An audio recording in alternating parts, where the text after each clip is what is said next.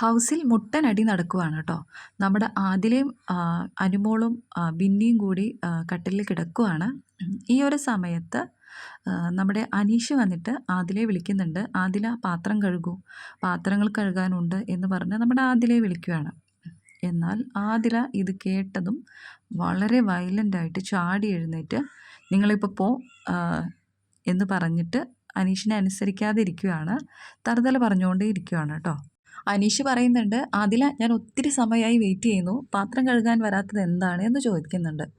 ഇത് കേട്ടതും കട്ടിലിൽ നിന്നും ചാടി എഴുന്നേറ്റ് അനീഷിൻ്റെ ബെഡ്ഷീറ്റ്, പുതപ്പ്, തലയിണ ഇതെല്ലാം നിലത്തോട്ട് വലിച്ചെറിഞ്ഞ് കളയുകയാണ്.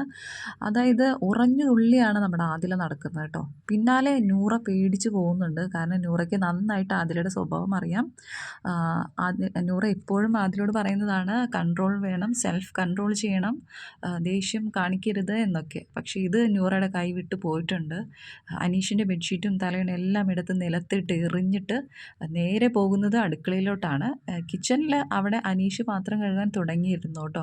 കാരണം ആദില കഴുകുന്നില്ല, അപ്പോൾ ഞാൻ തന്നെ ചെയ്തോളാം എന്ന് പറഞ്ഞിട്ട് നമ്മുടെ അനീഷ് പാത്രം കഴുകി തുടങ്ങി.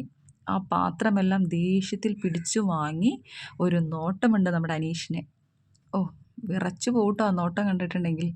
അമ്മാതിരി നോട്ടമാണ് അനീഷിനെ നോക്കുന്നത്. പാത്രമെല്ലാം വലിച്ചു പിടിക്കുന്നതിൻ്റെ ഇടയിൽ സ്പൂണൊക്കെ താഴെ ചിതറി പോകുന്നുണ്ട്.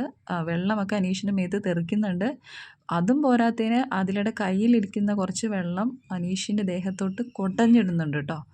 ഇതൊന്നും സഹിക്കാൻ പറ്റാത്ത കാര്യങ്ങളാണ് അതിൽ ചെയ്യുന്നത് അവിടെ. കാരണം ഒരു മനുഷ്യനെ ഇത്രത്തോളം അറ്റാക്ക് ചെയ്യാനായിട്ട് അവിടെ ഒരു മത്സരാർത്ഥിക്കും ഒരു അധികാരവും ഇല്ല. എന്തായാലും വളരെ മോശം പ്രവൃത്തിയാണ് ആദില നമ്മുടെ അനീഷിനോട് ചെയ്യുന്നത്. അനീഷിനോടെന്നല്ല, ആരോട് ഈ പ്രവൃത്തി ചെയ്താലും ഇതിങ്ങനെ തന്നെയായിരിക്കും നമ്മൾ പ്രതികരിക്കുക. എന്തായാലും അത് പിടിച്ച് വാങ്ങി ചെയ്യുന്നുണ്ട്. വക്കാലത്തിനായിട്ട് നമ്മുടെ ഷാനവാസ് ഓടിയെത്തിയിട്ടുണ്ട് കേട്ടോ. പെങ്ങളുട്ടി വക്കാലത്തിനായിട്ട് ഷാനവാസ് എപ്പോഴും ഓടിയെത്തുമല്ലോ. എന്തായാലും അനീഷ് ഒരക്ഷരം മിണ്ടുന്നില്ല കേട്ടോ. എല്ലാം കേട്ട് സഹിച്ച് നിൽക്കുകയാണ്. എന്തായാലും കൂടുതൽ അപ്ഡേറ്റ്സുമായിട്ട് വരാം.